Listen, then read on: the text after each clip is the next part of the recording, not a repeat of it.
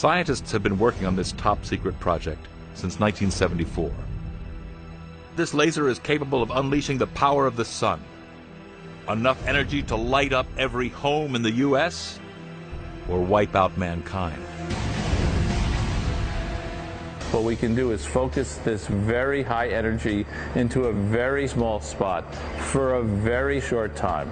And when that happens, we get the conditions that are very much like inside our sun. This is not a carbon fire. This is the only fire in the whole wide world that's considered a forest fire where the forest did not burn. The forest didn't burn here. All the glass melted. All the structural materials that used to be a house have disappeared.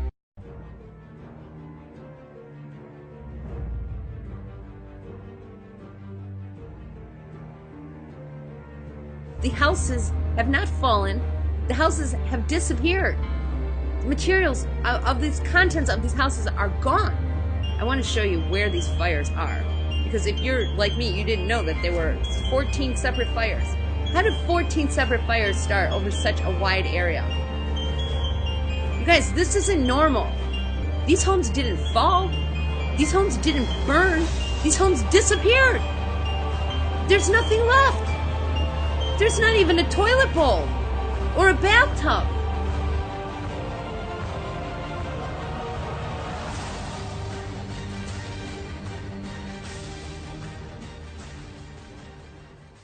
How did they create a laser with such devastating force?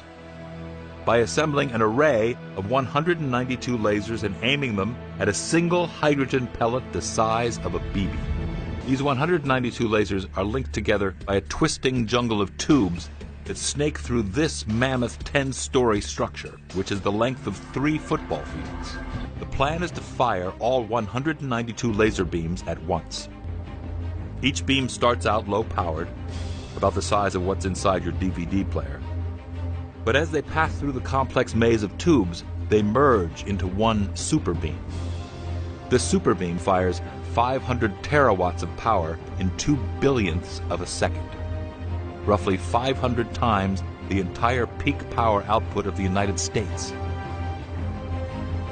When that light strikes the hydrogen pellet, it cooks it to over 800 million degrees. The fact is, we are dealing with microwave weapon technology. How else would this tree catch on fire from the inside? A haunting but mesmerizing scene from the wildfires in Sonoma County. A man came across this tree burning from the inside out.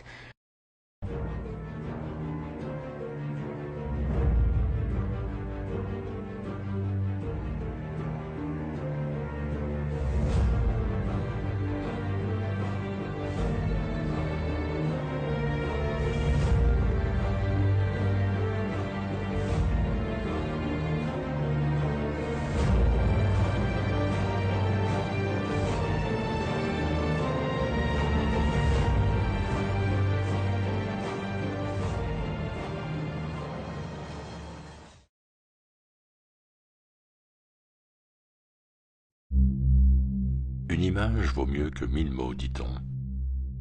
Quand on voit ce qui reste de ce qui était une zone résidentielle plutôt cossue, il est impossible, à moins d'être aveugle, de ne pas se poser de questions quant à l'origine de cette tornade de feu, calcinant les constructions, tout en laissant la végétation autour quasi intacte.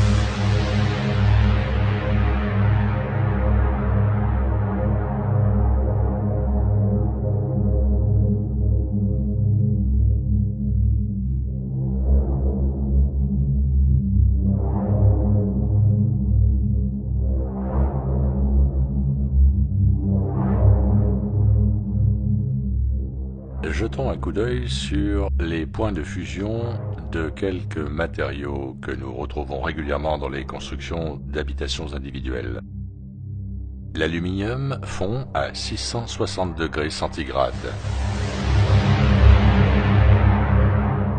Le cuivre à 1084 degrés centigrades.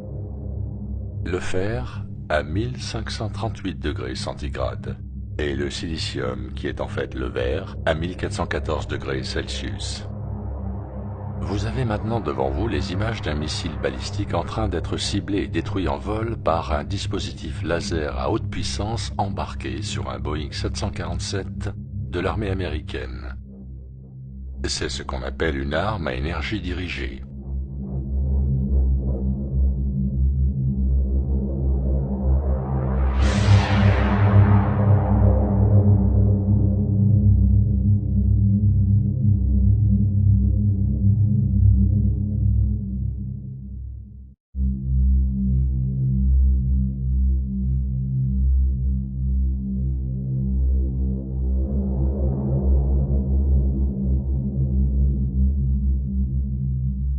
Ces mêmes flashs bleus ultraviolets, dans le ciel, ont été aperçus par de nombreux témoins juste avant le départ des incendies dans le nord de la Californie.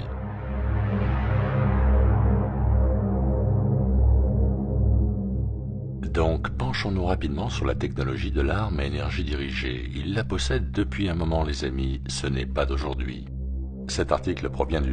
Bon, regardons maintenant ce qui se trouve derrière tout ça et parlons de l'agenda 21.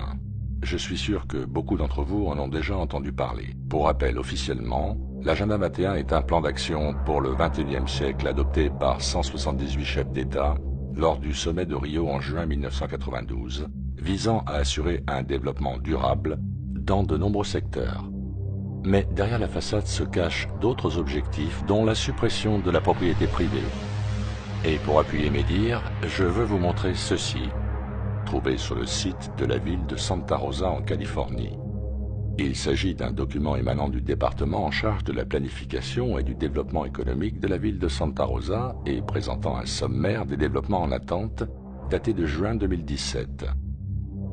Vous avez devant vous le plan d'aménagement de la zone nord-est de la ville de Santa Rosa. J'ai mis un effet de loupe sur 3 noms de rues de ce quartier. Vous avez maintenant devant vous la carte du plan d'évacuation du nord-est de la ville de Santa Rosa suite au sinistre des feux. J'ai également mis sur cette carte un effet de loupe pour faire ressortir 3 noms de rues identiques à celles de la carte du plan d'aménagement de la ville de Santa Rosa. Mettons-les côte à côte. À gauche, le plan d'évacuation du quartier sinistré du nord-est de la ville de Santa Rosa. Il s'agit des zones délimitées en rouge. À droite, le plan d'aménagement de la même zone nord-est datant de juillet 2017. Et que voyez-vous? Eh bien, qu'il s'agit exactement de la même zone.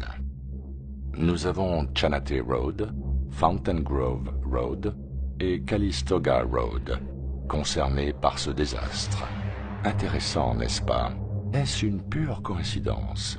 Ou est-ce que nous avons ici l'aménagement de l'agenda 21? Parce que quand on voit ça, les choses deviennent plus claires. Il y a fort à parier que les malheureux résidents ayant perdu leur maison se verront proposer un logement en appartement qu'ils pourront s'offrir grâce à l'argent de l'assurance. Quant à ceux qui souhaiteraient reconstruire ailleurs, les nouvelles réglementations draconiennes de construction, directement issues de l'agenda 21, imposant des normes coûteuses de soi-disant respect environnemental, comme par exemple l'interdiction de cheminer, les décourageront.